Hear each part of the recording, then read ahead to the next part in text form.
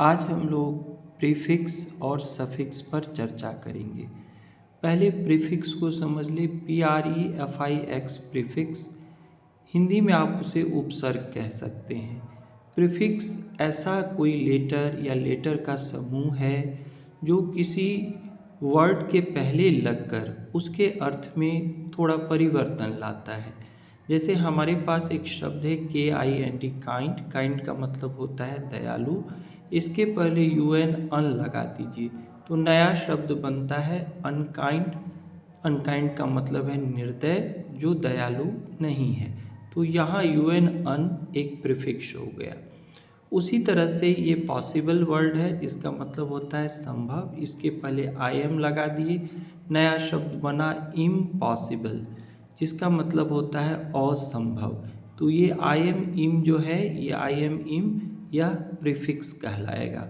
उसी तरह से कनेक्ट के पहले अगर आप डिस लगा देते हैं तो नया शब्द बन गया डिसकनेक्ट। उसका मीनिंग कनेक्ट से अलग है और ये DIS डिस जो है यहाँ प्रीफिक्स की तरह व्यवहार कर रहा है। उसी तरह से वायलेंस, जिसका मतलब होता है हिंसा, उसके पहले NON नन लगा दीजिए। नन वायलेंस नया शब्द बना, इसका मतलब है अहिंसा। तो ये NON नन प्रीफिक्स है। सीन के पहले अगर अन लगा देते हैं तो अनसीन बन गया, यहाँ भी अन प्रीफिक्स है।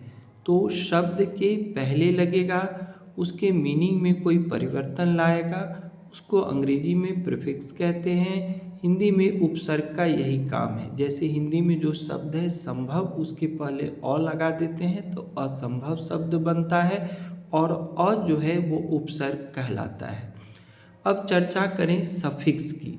सफिक्स, जिसे आप हिंदी में प्रत्यय भी समझ सकते हैं। तो सफिक्स शब्द के बाद लगकर उसके अर्थ में परिवर्तन लाता है। जैसे वही शब्द हम ले KIND काइंड, इसमें LY जोड़ देते हैं तो नया शब्द बनता है काइंडली। इसका मतलब है दयापूर्वक।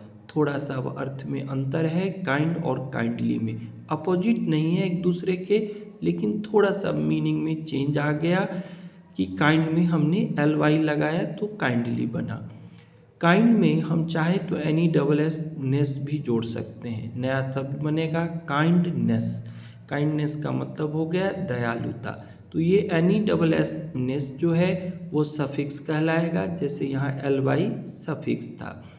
बॉय में आप S जोड़ दीजिए, नया शब्द बनेगा बॉयज़।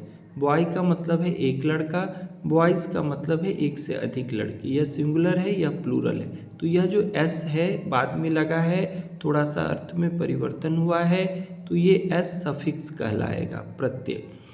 उसी तरह से एक शब्द है ग्लास, GLASS, इसमें ES जोड़ते हैं तो इसका प्लूरल बनता है ग्लासेस, मतलब एक से अधिक ग्लास।